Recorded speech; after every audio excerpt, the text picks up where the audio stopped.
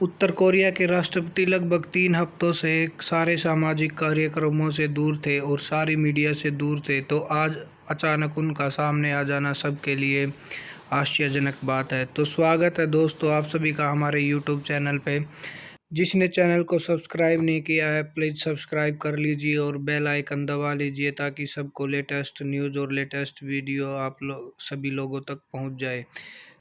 Kim Jong जो कि 12 अप्रैल से गायब थे, तो विभिन्न न्यूज़ एजेंसियों का अलग अलग दावा था।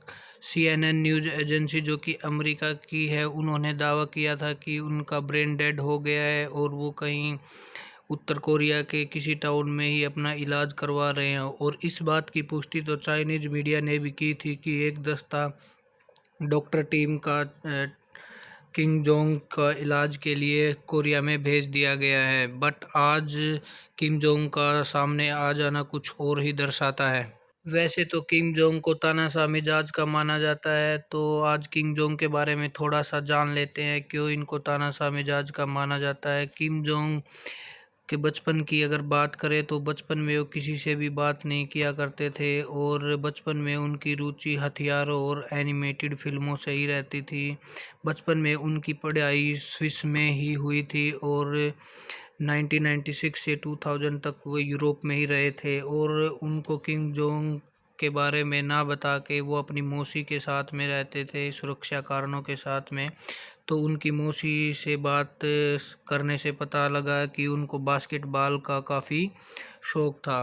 तो अब ये तानाशाह कैसे बन गए, तो हमें तो जो पश्चिमी मीडिया ने ही हमें दिखाया है उसी की छवि हमारी आंखों के सामने आती है।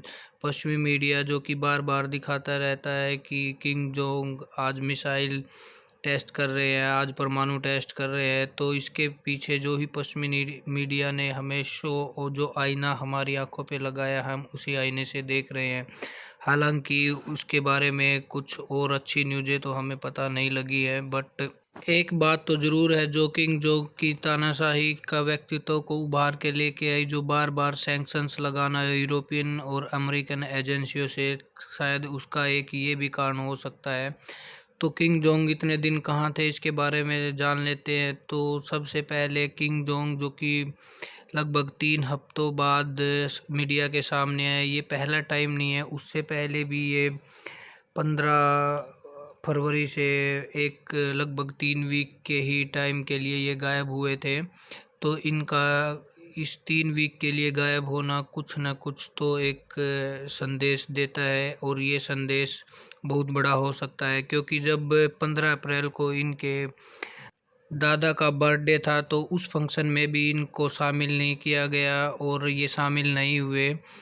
और जब ये पहली बार सामने आए हैं तो काफ़ी कमज़ोर से भी दिख रहे हैं, तो ये तो एक अनुमान ही, अंदाज़ा ही लगाया जा सकता है कि कहीं ना कहीं इनकी तबीयत ही ख़राब थी, जैसा कि अमेरिकन एजेंसियों ने दावा किया था।